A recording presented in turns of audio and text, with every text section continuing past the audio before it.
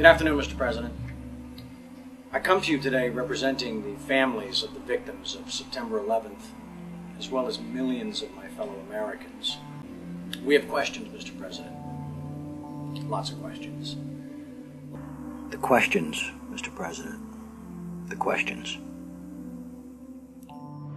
No warning signs that I'm aware of. And it was a revelation that the White House had no intention of making public. President Bush was told in August that Osama bin Laden might be planning an attack involving the hijacking. Could have predicted. Nobody in our government, at least. August 6th, PDD. I believe the title was Bin Laden Determined to Attack Inside the United States. 70% of family members' questions were never answered during the 9/11 Commission report. Lee Hamilton and Thomas Keane said they were set up to fail. I mean, I'm a member of the commission. It's a scam. It's absolutely disgusting. Are you now saying that they weren't asking to block an investigation? An investigation must not interfere with the ongoing efforts to prevent the next attack. Senator Tom Daschle said last week that you called him several times and urged him not to investigate the events of September 11th. Tom's wrong. He has, I think, in this case, let's say a misinterpretation.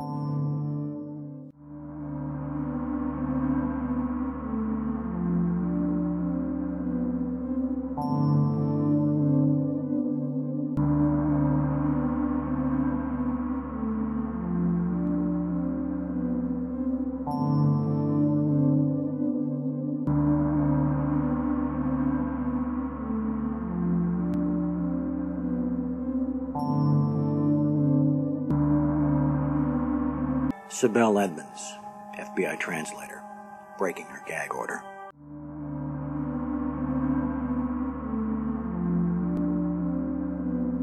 All our intimate relationship with Bin Laden and Taliban, we did carry very intimate relationship with these people all the way up to September 11. Bin Laden was spirited into this military hospital in Rawalpindi for kidney dialysis treatment. The military had him surrounded. They were saying that Osama bin Laden had to be watched carefully and looked after.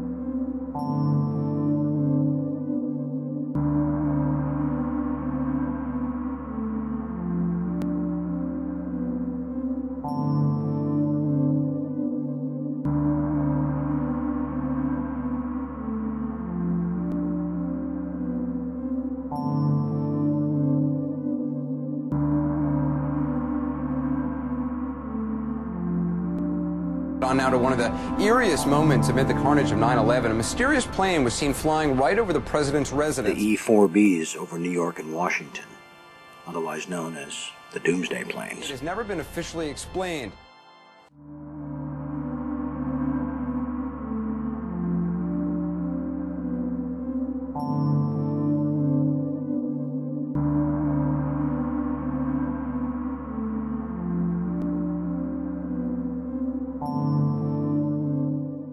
Building 7 ablaze at the moment and apparently getting ready to collapse. Building 7, freefall collapse. Well, no, there's number 7 coming down. The excitement and the fun that people get watching an old building being demolished, and they wired very carefully for days, and it's a very careful operation. Third time today. It's reminiscent of those pictures we've all seen too much on television before, when a building was deliberately destroyed by well-placed dynamite to knock it down. The smartest thing to do is pull it. And they made that decision to pull. And then we watched the building collapse.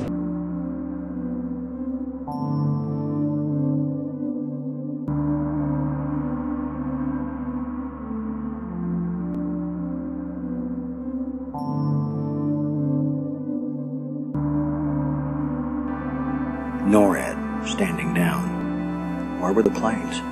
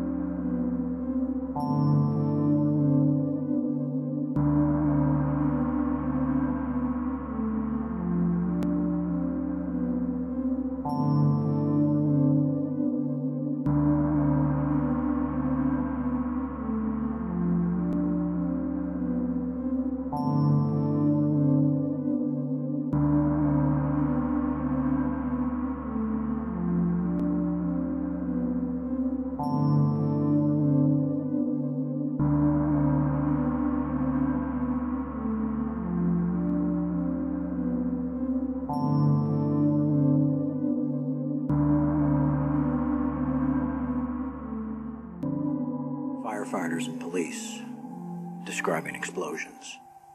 A lot of them. The secondary explosion. We've got numerous people covered with dust from the secondary explosion. Floor by floor instead of popping out. It was like if they had detonated. If they were planned to take down a building. Boom, boom, boom, boom, boom, boom, boom. Looks sort of like the building just demolished. Sounded like gunfire.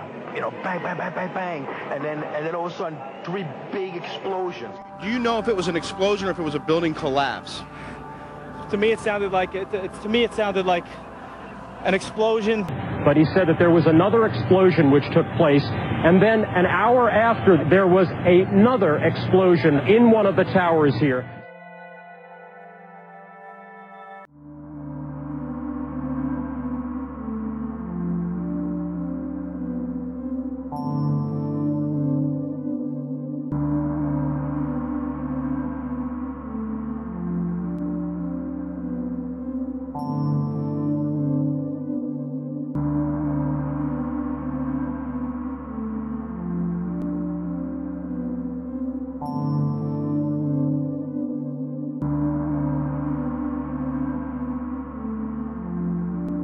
In the World Trade Center complex is on fire and has either collapsed or is collapsing.